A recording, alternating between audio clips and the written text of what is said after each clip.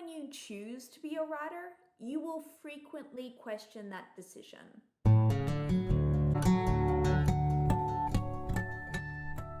Hi everyone, welcome back to my channel. My name is Tara East. I'm a writer, blogger, YouTuber, and the author of the mystery novel Every Time He Dies.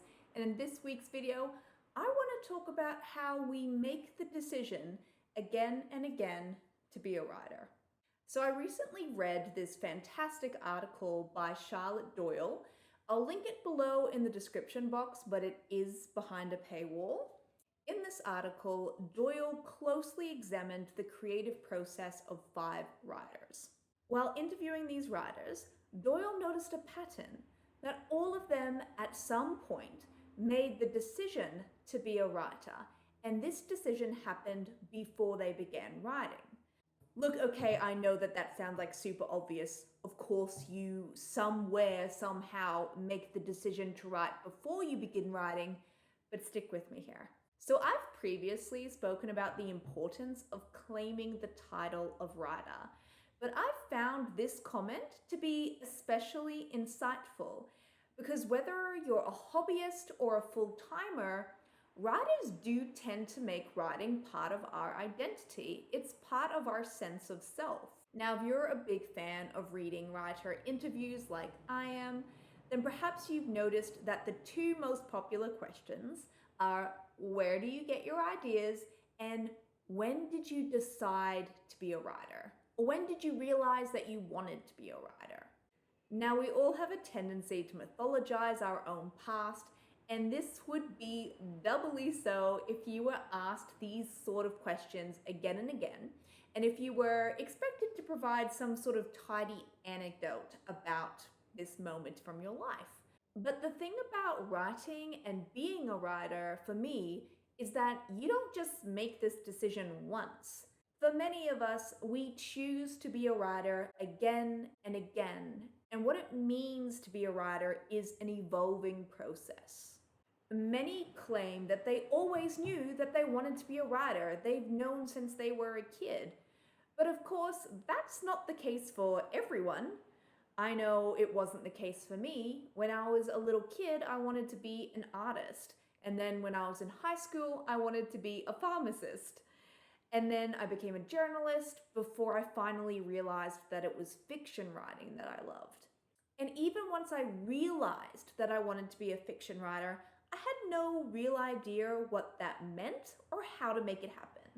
Yes, obviously, I realized that to be a fiction writer, I would have to write fiction, but I didn't know what kind of fiction. I didn't know what kind of routine would be supportive to me, let alone how to write a first chapter or even publish something. And yes, of course, there's that question of, can I call myself a writer if I haven't yet published? And the answer is yes. The thing about being an artist is that there is literally no roadmap. Everybody's career model is different, even if they contain roughly the same parts. And so much of being a creative is shrouded in mystery. Even when you choose to be a writer, you will frequently question that decision. Even when you've claimed the title of writer and proudly introduce yourself that way, there will be times when you don't feel like a writer because maybe you're in promotion mode or you're focusing on building your platform or some other aspect of your life has taken over.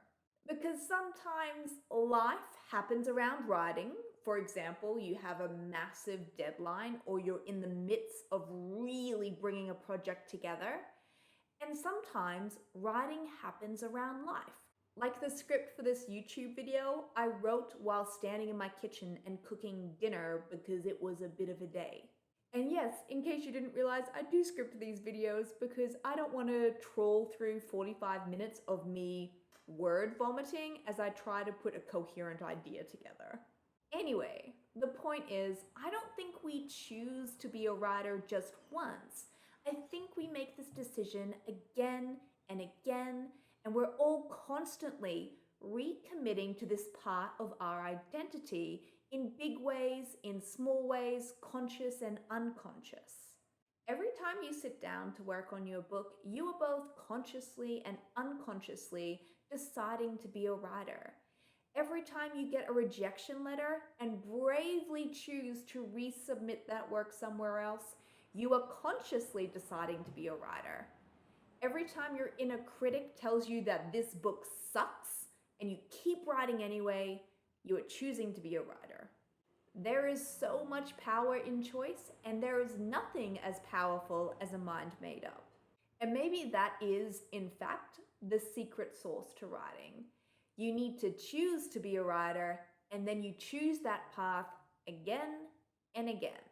Now, I'd love to hear from you. What do you think about this idea of a writing identity and how we make this decision not one time, but multiple times? And what it means to be a writer is an evolving process. I'd love to hear your thoughts on this. So please leave a comment below and tell me all about it. Now, if you'd like even more writing advice, you can of course head to taraeast.com and dive into the archives, or you can check out the other videos on this channel. There's a bunch of them. If you do head to the website, you can join my email newsletter, and when you do, I'll send you a free gift. Plus, you'll receive a newsletter in your inbox every single Thursday morning, including a note by me, links to that week's blog and vlog, a quote of the week, as well as some resources that I've recently loved and think you will too. Thank you so much for watching this video. It was short and sweet, but I hope you got something meaningful out of it. Stay safe, stay calm, and keep writing, because the world actually does need more books.